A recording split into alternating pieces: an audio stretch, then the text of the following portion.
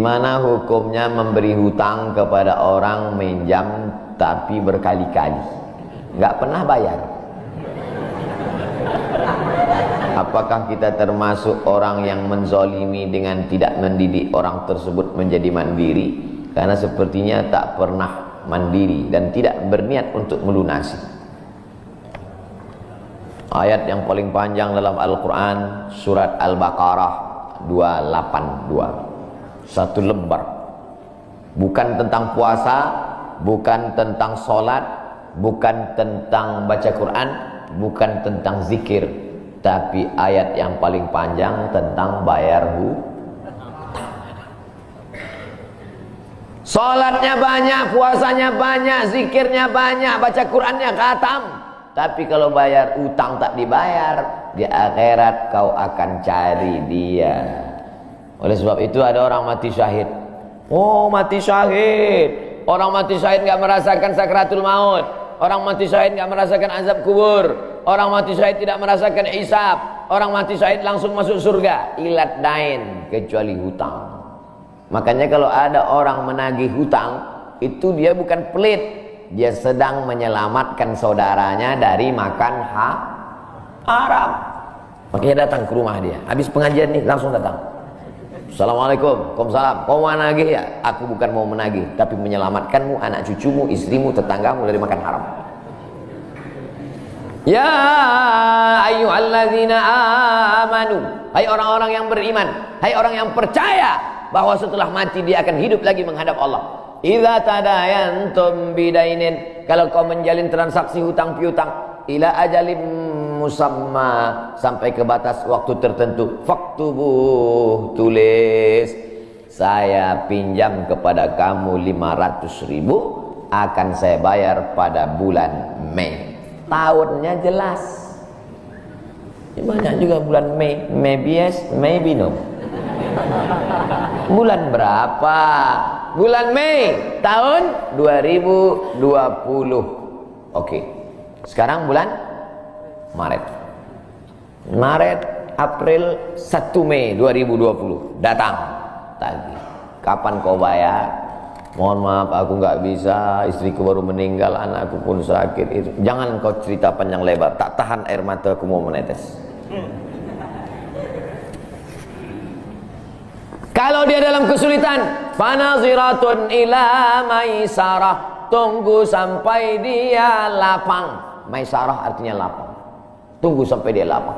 Setelah dia lapang, datang lagi bulan Juni. Kapan kau bayar? Aku belum bisa. Nampaknya lebih banyak ongkos minyak aku daripada uang yang kutagih.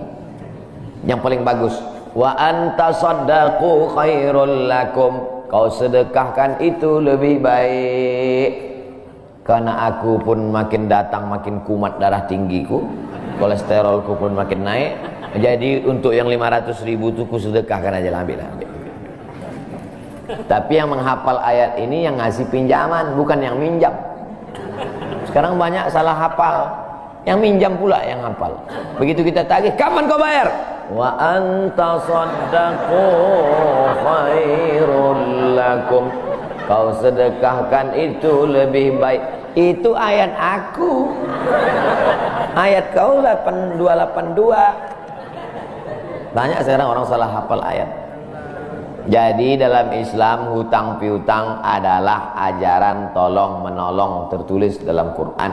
Namanya fikih muamalah. Ada fikih ibadah, sholat, zakat, puasa. Ada fikih jihad, jihad fisabilillah. Ada namanya fikih muamalat. Hutang piutang, gadai menggadai, pinjam meminjam, murabahah, mudharabah, bagi hasil. Maka hutang piutang ini cara tolong menolong. Jangan sampai dihilangkan. Tapi kalau tidak mendidik, maka Islam bukan agama yang memanjakan orang. Ada anak yang kurang ajar kepada orang tuanya. Bagaimana caranya berbakti kepada orang tua yang telah wafat? Apakah anak ini masih dapat ampunan Allah Subhanahu wa taala? Datanglah seorang bapak mengadu kepada Umar bin Khattab. Assalamualaikum Khalifah Amirul Mukminin Umar bin Khattab. Waalaikumsalam. Ini anak saya kurang ajar, tolong dihajar dulu. Kata Umar bin Khattab, Umar bin Khattab orangnya bijaksana.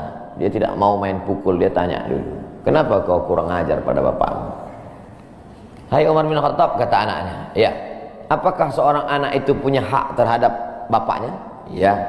Apa hak anak? Mencarikan ibunya yang solihah, memberikan nama yang baik, memberikan makanan yang halal. Itu hak anak. Kata anaknya, ibuku tidak baik, makanku tidak halal, namaku pun tak baik. Apa kata Nabi kepada bapaknya? Apa kata Umar kepada bapaknya? Laqad aqaqtahu qabla an ya'aqqa alaik. Sebelum anakmu durhaka kepadamu, kau sudah durhaka duluan kepada anakmu. Jadi kalau begitu, ada anak durhaka, ada bapak ini jangan sampai anak bapak tahu.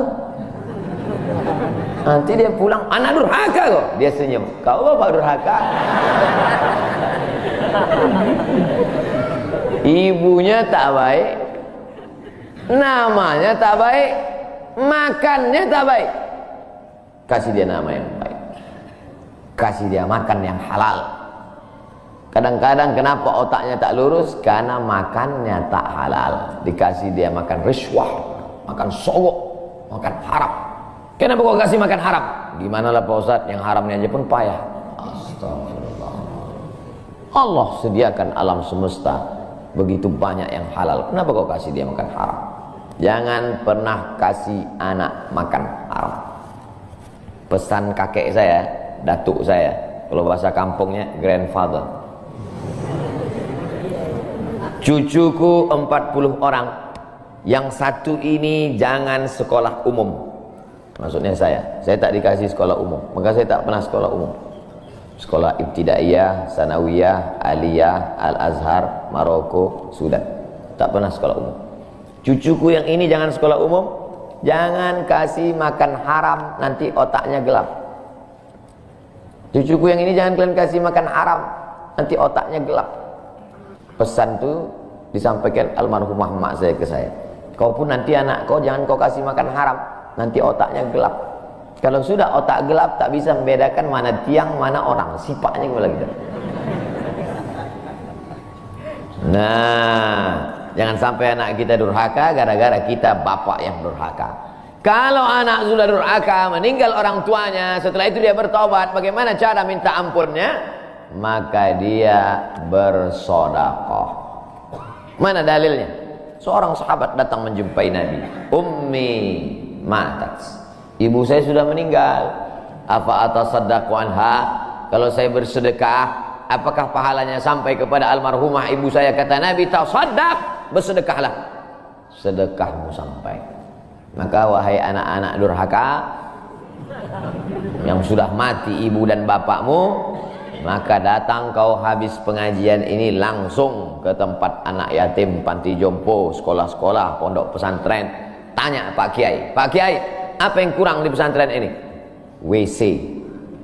Karena pesantren santrinya 1000, WC-nya 2. Bayangkan panjang antriannya.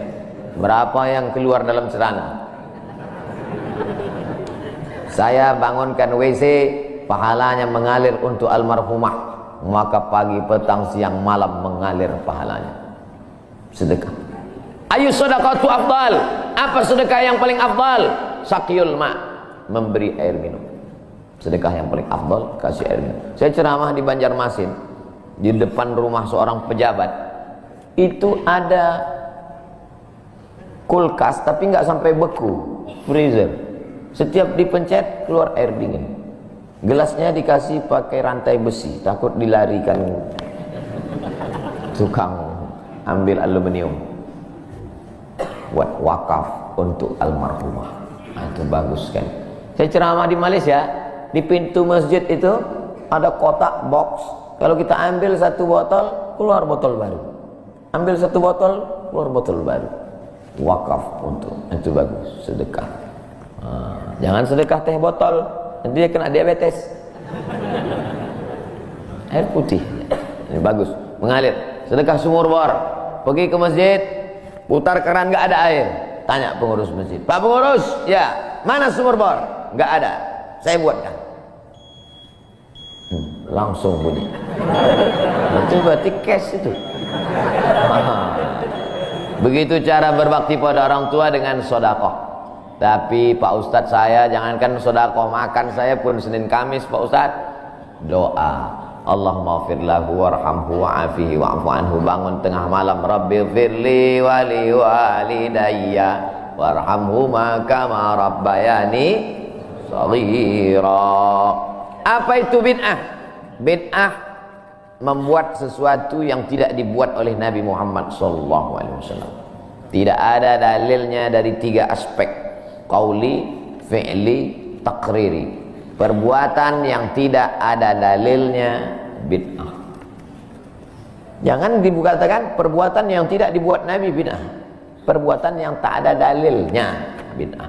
Karena kalau dikatakan yang tidak dibuat Nabi bid'ah, Nabi tidak pernah pakai peci. Tunjukkan saya mana hadis Nabi pakai peci.